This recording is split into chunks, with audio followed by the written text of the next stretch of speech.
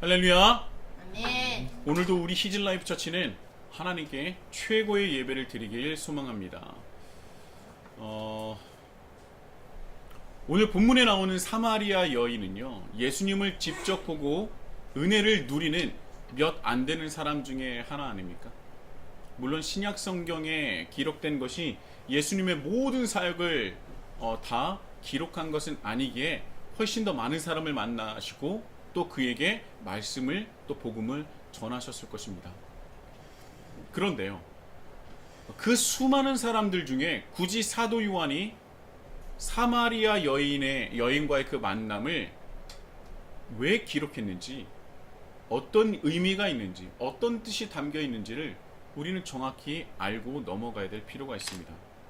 사도 요한이 보기에 이 사마리아 여인과의 만남이 굉장히 중요하다.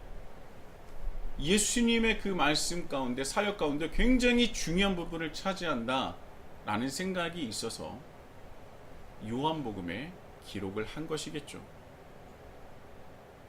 자, 그렇다면 예수님과 사마리아 여인의 만남에 들어있는 하나님의 뜻은 과연 무엇이겠습니까? 지난주 사마리아 여인의 한계에 대해서 말씀을 나눴습니다.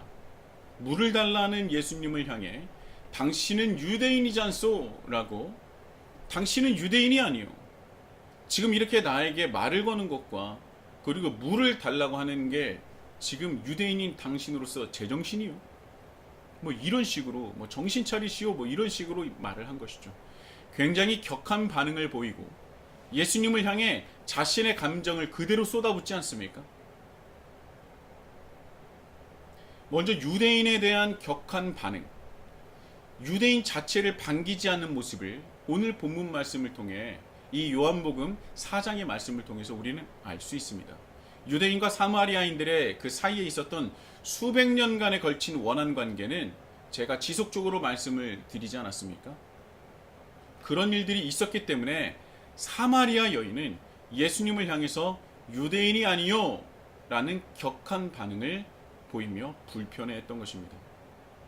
예수님을 향해 부정적인 그 유대인이라는 호칭을 사용하여 불렀었던, 그런데 그랬던 사마리아 여인이 생수를 준다는 말에 갑자기 예수님을 주여라고 부릅니다. 호칭을 바꾸어서 부르죠. 다시는 이곳에 물을 길러 나오지 않게 해달라는 간절한 여인의 마음이 들어있는 것입니다.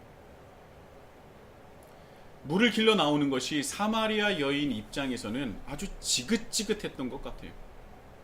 가족이 하루 쓸 물을 준비하는 것 자체가 싫은 것이 아니라 남의 눈치를 볼 수밖에 없는 자신의 신세 때문에 아무도 일하지 않을 그 무더운 시간에 물을 기르러 나온 자신의 그 처량한 신세를 제발 면할 수 있게 해달라는 말 아닙니까?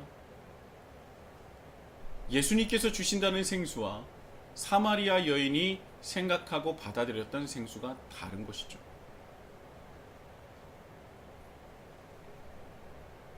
남편을 이전에 5이나 두었고 또한 현재 남편을 남편이라 생각하지도 않고 있었다는 여인. 정확히 그 사마리아 여인의 가정사가 어떤 일이 있었는지, 이혼을 당한 것인지, 이혼을 요구한 것인지, 사별한 것인지, 혼인이 취소가 된 것인지 우리는 알 수 없습니다.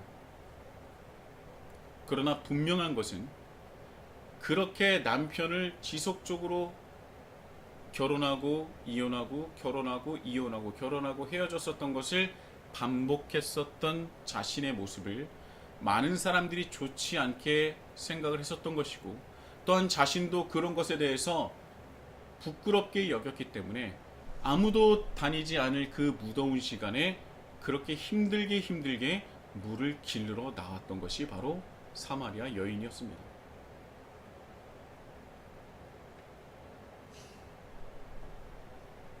그런데요, 참 재밌는 그 주석을 제가 한번 발견을 했는데, 여기서 사마리아 여인이 이전 5 남편을 어떻게 표현했느냐,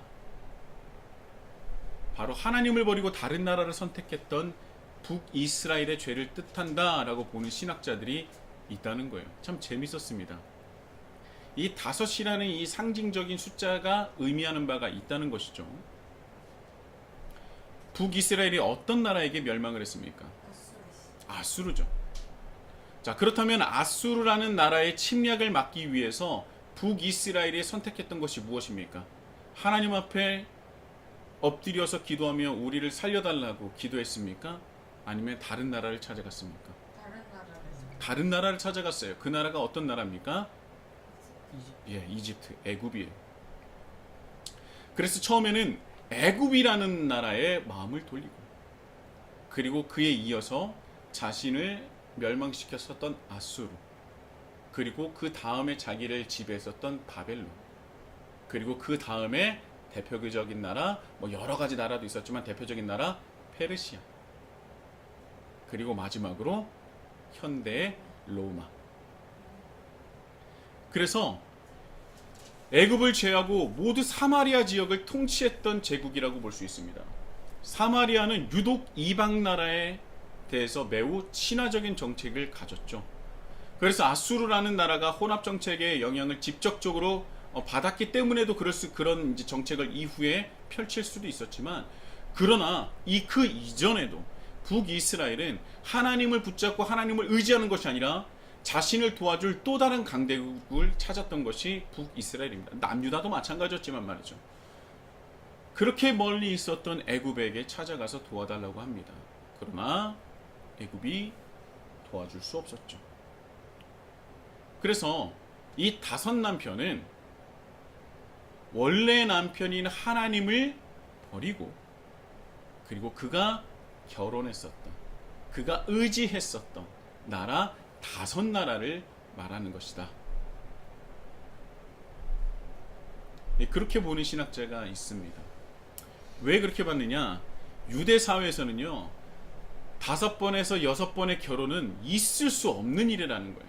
아무리 사마리아 지역이라 할지라도요, 5번, 6번 결혼했다? 그 사람은 그 동네에서 살아남을 수가 없다는 겁니다. 제가 이전에 말씀드렸죠. 결혼은 어찌어찌해서 3번까지는 인정해 줄 수 있는데 6번은 말도 안 된다는 거예요. 그래서 그거는 상징적인 의미로 사마리아 여인이, 그러니까 사마리아 전 지역이 하나님을 버리고 벌써 5 남편을 두어서, 그래서 지금 너희들이 이렇게 어지럽고 힘들고 굉장히 고립된 생활을 하고 있는 것이다. 그것을 나타내시려 예수님께서 사마리아 지역을 찾으신 것이다 라는 말씀을 하고 있는 겁니다.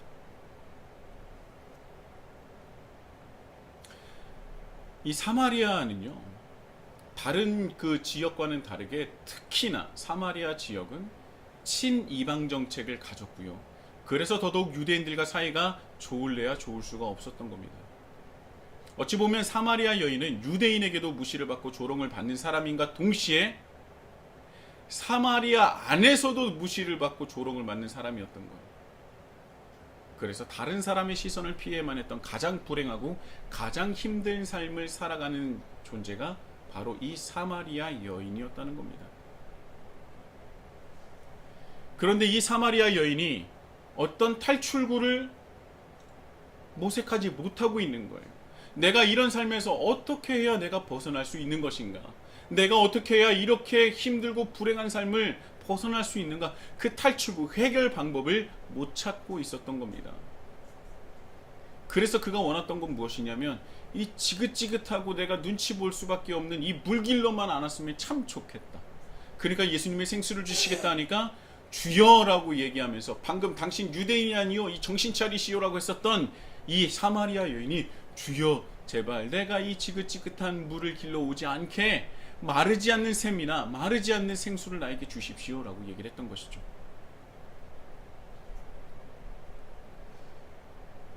예수님은 이런 상황을 알고 있었기 때문에, 그렇기 때문에 사마리아 여인에게 직접 다가가신 것입니다.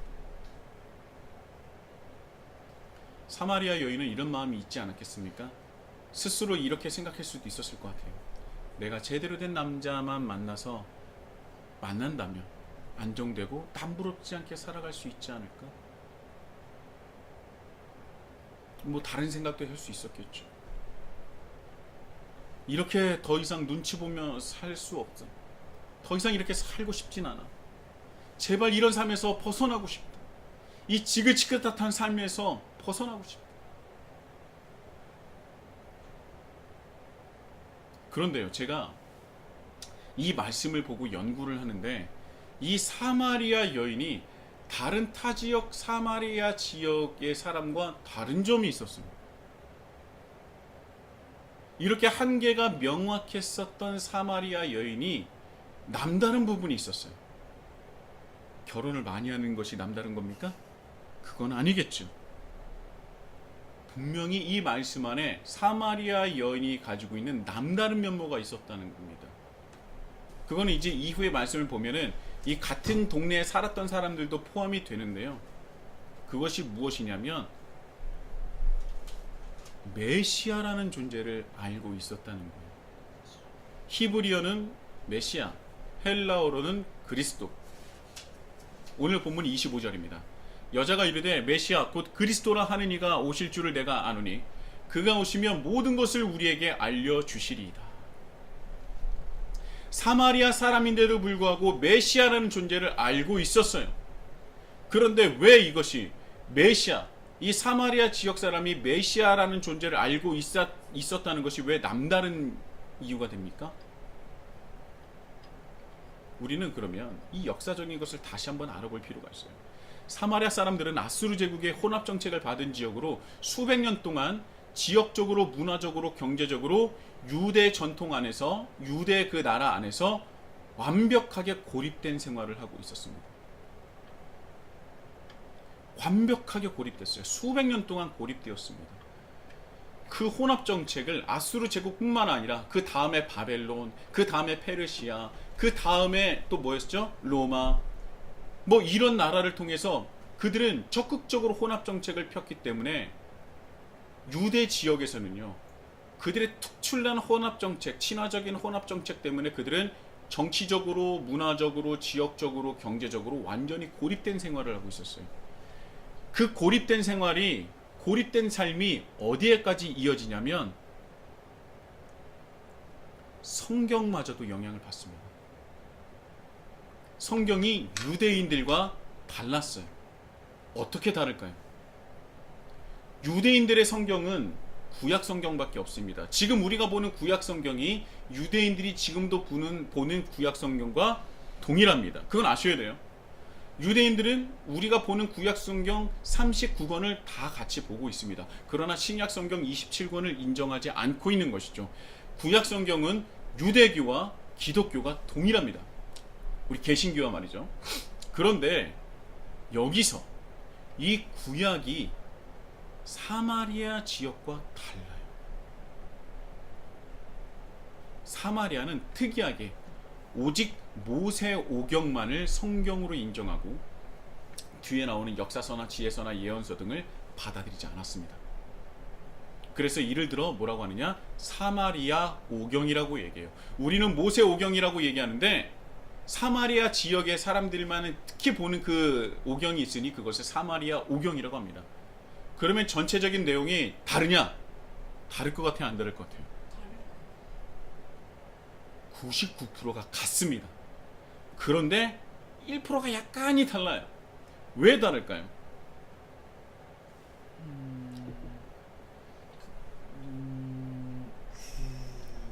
알 수 없으니까 괜찮아요. 자, 모세오경을 자신들에 맞게 조금 수정을 했어요.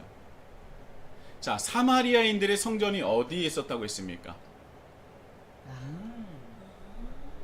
그리심산에 있었죠. 그리심산에 성전이 있었습니다. 그런데 그 그리심산 성전을 히르카누스이스가 그 성전을 무너뜨려 버리고 그 안에 있던 제사장들과 함께 제사를 드리는 사마리아인을 완전히 다 죽여버렸어요. 성전도 무너뜨리고 제사장도 완전히 말살시켜버립니다. 그 이후에 그들은 예루살렘에서 가서 제사를 드릴 수밖에 없었는데 유대인들이 받아들이지 않았던 것이죠. 본문 20절입니다. 우리 조상들은 이 산에서, 이 산이 바로 그리심산이에요. 이 산에서 예배하였는데 당신들의 말은 예배할 곳이 예루살렘에 있다 하더이다. 바로 여기서 말하는 산이 그리심산이고요. 이 당시 그리심산의 성전은 재건되지 못했으나 사마리아 사람들은 그 산을 신성하게 여겨서 여전히 그곳에서 예배를 드렸다고 합니다. 그들이 예루살렘에 가서 예배를 드리고 싶어도 유대인들이 사마리아 사람들을 받아들이지 않았어요. 그러니까 히르카누스 1세부터 성전이 없어져서 예루살렘에 가고 싶었는데 가지도 못하고 이러지도 못하고 저러지도 못하고, 그런데 그들 마음속에 그리심산을 신성하게 여기 때문에 성전이 없어도 그곳에서 예배를 드리고 있었던 것입니다. 성전도 없으면서 그곳에 예배를 드리는 사마리아인들을 향해서 유대인들은 조롱하고, 성전도 없고 정말 너희들은 아무것도 아니다, 너는 버림받은 존재다. 역사적으로요, 이 고대 근동 지방에서는요, 각 지역마다 자신들을 대표하는 성전이 있었어요. 신전이라고 하고 우린 성전이라고 하죠. 성전이 있었습니다. 다른 종교도 신전을 지었어요. 왜 신전을 지었을까요?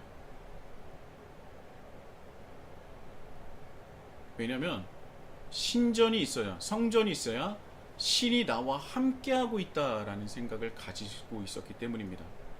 그래서 그것을 국가가 인정을 해주고, 국가가 그것을 인정해주면 그 지역을 국가가 보호해주는 겁니다. 그래서요, 이런 여러 가지 정치적인, 종교적인, 역학적인 관계가 있어서 신전을 무조건 지었어요. 그래서 신전에 나오는 것으로 국가에게 세금을 내게 되는 것이죠. 그리고 혹여라도 전쟁에 패배해서 신전이나 성전이 파괴된 지역을 뭐라고 표현했느냐면 그것을 과부라 얘기했습니다. 그래서 영적인 과부가 바로 누구냐? 사마리아 여인이에요. 그래서 아까 얘기했듯이 신전이 없는, 성전이 없는 그들이 과부와 같은 존재, 남편이 있는데 남편을 찾지 못하고 다른 그 사람들을 찾았다가 결국 과부와 같은 존재가 된 것을 바로 사마리아 여인, 사마리아 지역으로 표현한 것이다 라는 게 방금 전에 말씀드렸던 신학자들의 말이었던 겁니다. 자, 그래서 사마리아 사람들은요, 유대교 정통성이, 우리 유대 민족의, 이스라엘 민족의 정통성이 예루살렘에 있지 않고 어디에 있다? 바로 우리에게 있다고 주장을 하면서 모세 오경을 조금씩 수정했어요. 대표적으로 본다면 창세기 22장의 말씀인데요. 창세기 22장에 어떤 말씀이 있습니까? 아브라함이 자신의 아들 이삭을 하나님께 바치는 말씀이에요. 아브라함이 하나님을 향한 믿음을 증명하는 말씀으로 하나님께서 주실 그 복을 약속받은 바로 그곳이 어디입니까? 아브라함이 이삭을 데리고 어떤 산으로 갔어요? 모리아 산으로 갔어요. 그런데 사마리아 오경은 이곳을 세겜 지역이라고 얘기합니다. 자, 세겜 지역에 있는 대표적인 신성한 산이 무엇이냐? 그것이 바로 그리심산이에요. 그런 식으로 그들이 조금씩 이 모세 오경에 나와 있는 대표적인 사건을, 중심 지역을 어디로 바꿨어요? 친사마리아 지역으로 바꿔버렸어요. 그래서 그것을 모세 오경이라고 말하지 않고 사마리아 오경으로 얘기를 하게 되는 겁니다. 그런데 이 그리심산이라는 지역이 의미가 없는 곳이 아니에요. 굉장히 의미가 깊은 곳입니다. 신명기 27장에 보면요, 가나안 땅에 이제 정착해야 되는 12지파를 향해서 모세가 이제 마지막으로 설교를 하고 율법을 선포합니다. 그러니까 너희들이 이제 저 땅으로 가서 율법을 선포하는데, 율법을 선포할 때 이것을 지키면 너희는 복을 받을 것이고 지키지 않으면 저주를 받을 것이다. 그래서 6지파를 나눠서요, 한 지파는 그리심산에, 6지파는 그리심산에, 또 다른 6지파는 에발산에 가라고요. 그래서 모세가 그렇게 이스라엘과 장로들과 백성들에게 명령을 합니다. 내가 오늘 너에게 명령하는 이 명령을 너희는 다 지킬지니라. 그리고 요단을 건넌 후에 이 율법의 말씀을 큰 돌에 새겨라. 그리고 그것을 어떻게 새겨야 하며 또 어떻게 기록해야 하며 일일이 다 명령을 합니다. 그리고 또 요단을 건넌 후에 어떻게 하냐면 시므온, 레위, 유다, 이사갈, 요셉과 베냐민은 축복을 하기 위해서 그리심산에 가게 하고, 루벤, 갓, 아셀, 스불론과 단과 납달리는 저주의 산 에발산에 쓰게 합니다. 그래서 뭐 여섯 지파는 저주하는 것이 아니라 축복의 율법을 선포할 때는 그리심산을 향해서 외칩니다. 그럼 그리심산에 있는 그런 지파들이 외칩니다. 네, 그러하겠습니다. 네, 그것을 내가 지키겠습니다. 여호와의 율법을 내가 지키겠습니다. 그리고 그것을 지키지 않는 자들이 받는 저주에 대해서는 에발산에 있는 그 지파가 하는 거예요. 이렇게 하면 이런 저주를 받을 것이다. 네, 맞습니다. 우리가 그것을 율법을 지키지 않으면 우리는 이런 저주를 받을 것입니다. 그래서 저주를 선포했었던 산이 에발산이에요. 율법을 선포하며 축복과 저주에 대해서 선포하고 그 하나님과의 언약을 맺습니다. 그때 축복을 선포했었고 그 축복을 받을 산이 어디라고 해요? 그리심산이에요. 그래서 사마리아인들은 이것을 근거로 하나님께서 모세에게 주신 가장 신성하고 축복된 땅이, 복된 땅이 어디냐? 그리심산이다. 그래서 그리심산을 품고 있는 세겜이야말로 이스라엘의 성지라고 여겼던 겁니다. 그래서 그들은 자신들만의 사마리아 오경을 가지게 되었고 그것만을 믿게 된 거예요. 그리고 예루살렘의 정통성을 가진 이들이 기록한 다른 구약 성경들을 인정하지 않았던 겁니다. 그들은 가장 정통적인 신학은 오직 하나님의 말씀은 모세 오경이라는 거예요. 그래서 그들이 따랐던 것은 모세 신앙입니다. 그래서 오늘 본문 말씀에 예수님을 향해서 세 번째로 호칭을 하는데 뭐라고 말합니까? 당신은 선지자군요 라고 얘기를 합니다. 왜냐하면 이들에게 있어서 가장 최고의 칭찬과 높이는 것이 무엇이냐? 선지자. 이 선지자는 누구를 뜻합니까? 그들에게 유일한 선지자는 누구예요? 모세밖에 없어요. 그 뒤에 있는 수많은 뭐 나단과 갓과 뭐 여러 가지 선지자들이 있지 않습니까? 뒤에는 다니엘도 있고요, 호세야도 있고요, 아모스, 오바댜, 뭐 미가남, 하박국, 스가랴, 말라기 다 있죠. 그들은 뭐예요? 선지자가 아니에요. 오직 선지자는 모세입니다.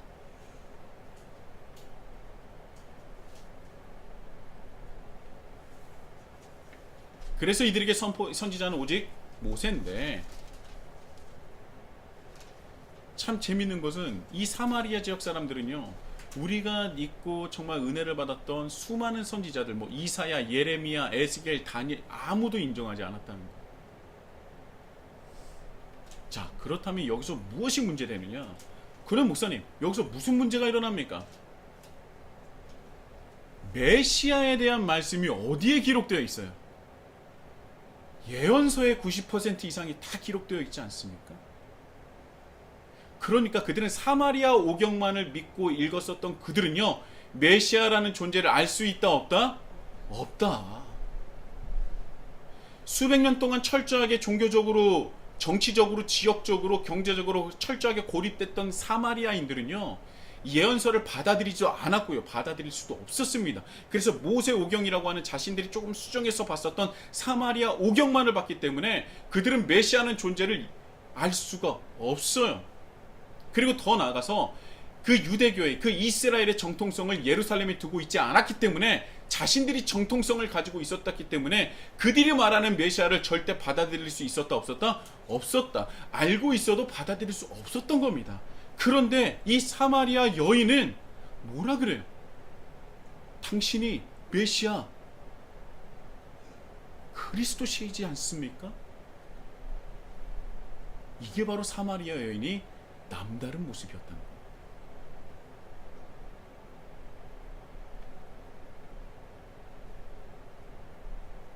다른 유대인들은요, 수많은 세월 동안 이방 민족의 지배를 받으면서 하나님께서 약속하신 메시아만을 기다렸어요. 그 메시아가 오시면 약속하신 하나님 나라를 다시 회복시켜서 모든 민족 위에 우리 민족이 가장 뛰어난 민족이 돼서 군림하게 될 것이다. 잘못 알고 있었던 것이죠. 근데 그 유대 민족들은 그렇게 생각을 했다는 거예요. 그게 당연한 거였습니다. 그래서 그렇게 그 메시아 신앙을 가지고 수많은 어려움과 수많은 패척과 수많은 죽임과 고문과 이 여러 가지를 그래도 견디고 견뎠던 겁니다. 메시아 신앙이 있어서 이스라엘 백성들은 버틸 수가 있었던 거예요. 근데 사마리아 사람들은요, 그것을 인정하지도 않았고 또 존재 자체를 몰랐다는 것이죠. 말씀의 역사로 본다면 얼마나 서글프고 안타까운 일입니까? 그러니까 그들은 더더욱 고립될 수밖에 없었던 것이죠. 그런 반쪽짜리 신앙을 가졌으니 이방 나라에 대한 친화적인 기조를 가질 수밖에 없었겠구나라는 생각을 가지게 돼요. 고립되니까 더더욱 친이방적인 정책을 가질 수밖에 없었겠다. 그런 생각이 드는 거죠. 그러니까 더더욱 유대인과는 사이가 멀어질 수밖에 없는 것이죠. 그런 역사를 가진 사마리아인데 신기하게 이 사마리아 여인은요, 메시아의 존재에 대해서 정확하게 알고 있었다는 거예요. 이 말씀을 보면서 제가 재미있는 것은 이 사마리아 여인이 처음에는 예수님을 그저 다른 유대인들과 똑같은 유대인으로 취급했습니다. 그런데 자신에게 생수를 준다고 하니 뭐라고 불러요? 주여, 주님이라고 얘기합니다.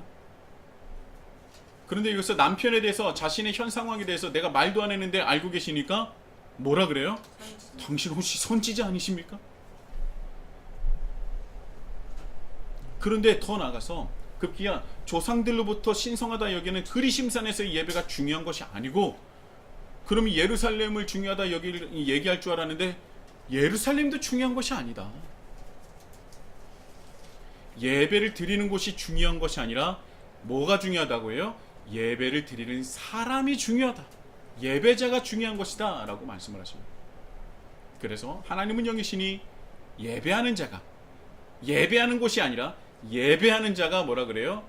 영과 진리로 예배를 드릴지니라. 그렇게 영과 예배로 예배자가, 하나님은 영이시니 예배자가 영과 진리로 예배를 드린다면 그것이 바로 하나님께 드리는 최고의 예배가 되는 것이다.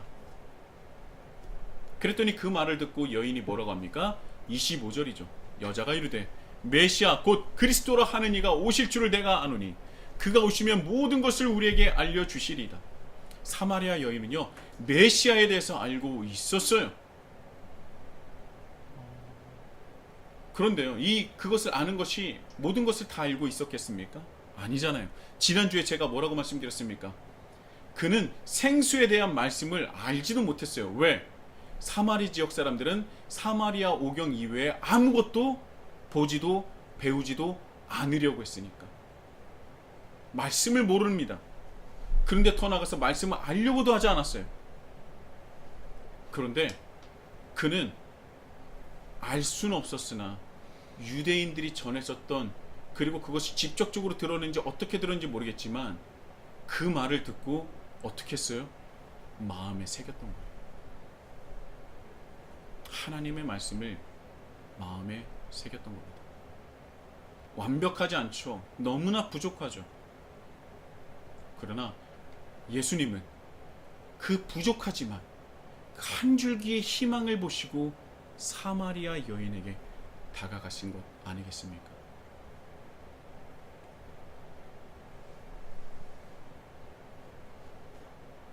저는 이 말씀을 보면서 과연 그렇다면 하나님께서 우리에게 원하시고 바라시는 것이 무엇인가?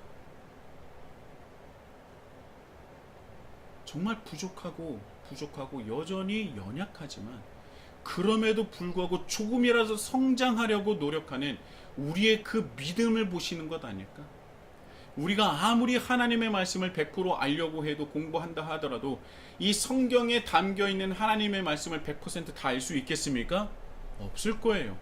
오히려 하나님은요, 이 성경 안에 담겨있는 것이 아니라 더 큰 하나님이지 않습니까? 그런데 사람은요, 크신 하나님을 다 담을 수 없기 때문에 우리가 그것을 하나님의 작은 부분이라도 알기 위해서 하나님께서 자신을 스스로 담으신 것이 바로 성경이에요. 성경을 안다고 해서 하나님을 다 알 수는 없을 것입니다. 그만큼 크신 분이시기 때문이죠. 그러나 하나님의 그 일부분을 담은 성경이라도 우리는 다 100% 소화할 수 없어요. 그래서 부족한 존재인 겁니다. 그런데 부족한 존재를 하나님께서는 우리에게 바라시는 것이 무엇이냐?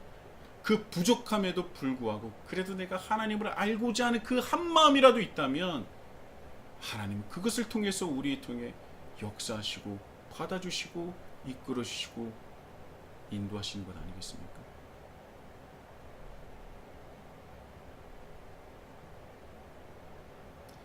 사마리아 여인이 예수님을 완벽하게 메시아라고 인식을 했는지는 저는 잘 모르겠습니다.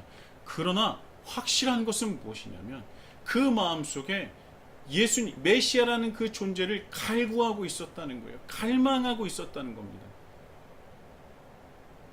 정말 지긋지긋한 삶을 살고 있지만 그럼에도 불구하고 포기하지 않는 신앙이 있었으니 그것이 메시아를 향한 그 신앙이었다는 거예요.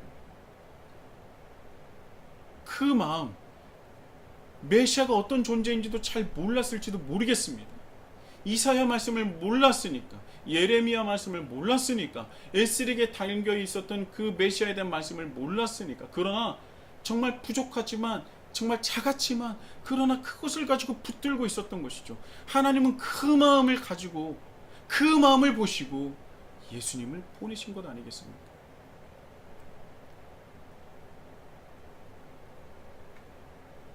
저는 그래서 예수님을 향한 호칭이 변하는 것을 보고 저는 사마리아 여인이 이 메시아 신앙을 가지고 있었기 때문에 부족하지만 조금씩 성장했던 것은 아닐까?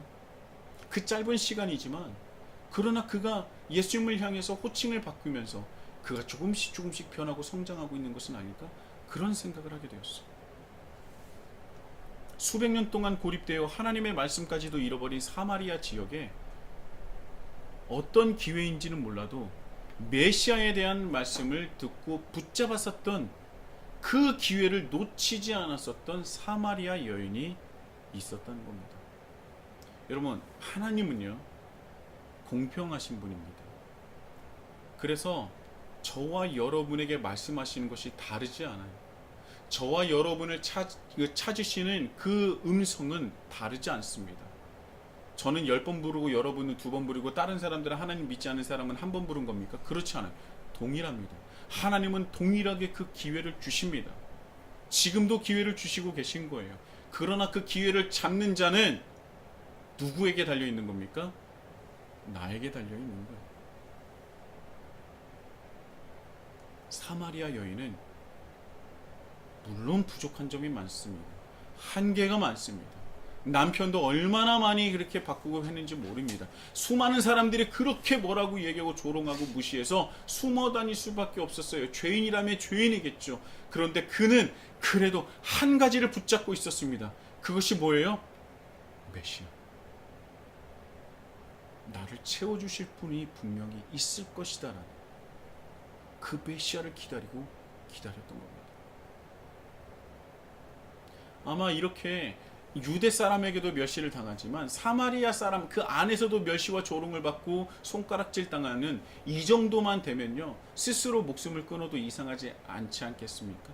그런데 그가 왜 극단적인 선택을 하지 않았을까? 저는 메시아 신앙이 그래도 부족하나마 있었기 때문이라는 생각을 해요. 하나님은 공평하게 모든 사람에게 기회를 주십니다. 그런데 그 기회를 받고 선택하는 사람은 누구에게 달리느냐? 나에게 달린 거예요.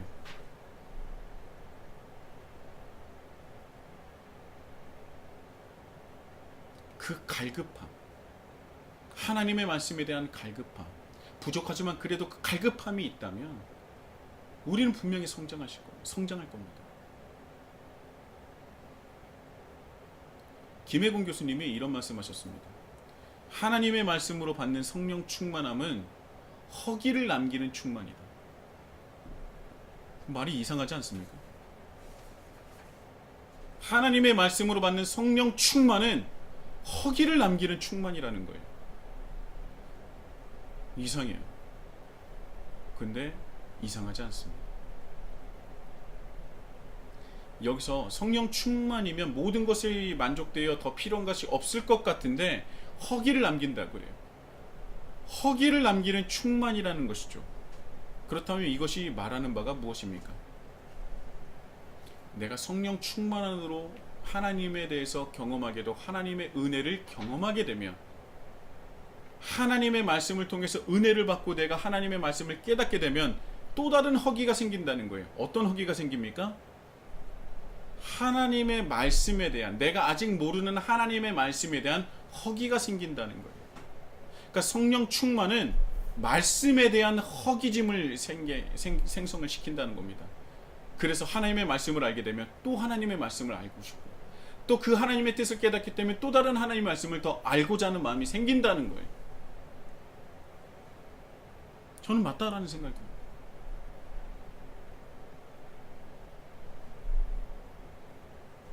여러분은 하나님의 말씀에 대한 허기가 있습니까? 적어도 사마리아 여인은요, 하나님의 말씀은 잘 몰랐을 겁니다. 그러나 적어도 부족함이 분명히 있어도 자신이 필요한 것이 다른 것이 아닌, 다른 나라가 아닌, 다른 남자가 아닌 메시아라는 것을 알고 있었다는 거예요. 그래서 그 기회를 예수님께서 주시자 사마리아 여인은 그 기회를 붙잡은 겁니다. 그러나 정작 하나님을 믿고 있다는 우리는 정말 하나님의 말씀에 대한 허기짐이 있어서 하나님께서 지금 이 시간에도 우리에게 주신 그 기회를 잡고 있느냐, 우리는 그것을 한번 돌아봤으면 좋겠습니다. 우리가 십수년 동안, 수십 년 동안 신앙생활을 하고 있음에도 불구하고 이 시간 하나님에 대한 말씀에 대한 허기가 없다면 우리는 정말 하나님을 믿는 백성이 맞습니까? 하나님의 말씀을 알고 깨닫기 원하는 그 믿음이 우리 안에 있습니까? 혹여 우리가 하나님의 말씀에 대한 허기가 없다면 어쩌면 사마리아인보다, 훨씬 더 사마리아 여인보다도 못한 존재가 될 수도 있다는 것입니다. 예배를 드린다고 해서, 내가 교회를 다닌다고 해서 여기가 예루살렘이다, 여기가 그리심산이다, 내가 다니는 교회는 얼마나 크고 아름다운지 모른다, 하나님께서는 그곳을 보시지 않는다는 겁니다. 하나님이 보시는 것은 어떤 교회나 어떤 지역이냐, 어떤 산이냐, 어떤 성전이냐를 보시는 것이 아니라 예배자인 당신, 예배자인 나, 예배자인 우리를 보고 계신다는 겁니다. 그리고 하나님께서도 지금도 주시는 그 말씀의 기회를 붙잡고 있는지를 보신다는 거예요. 부족할 수밖에 없지만 그래도 그 허기짐을 통해서 우리가 하나님의 말씀을 갈급한다면 하나님은 분명히 또 다른 은혜로서 우리의 허기를 채워주시고 하나님 뜻을 밝히 깨닫게 해주시며 그 뜻대로 우리는 살아갈 수 있는 힘과 용기와 그 마음을 우리에게 허락하여 주실 것입니다.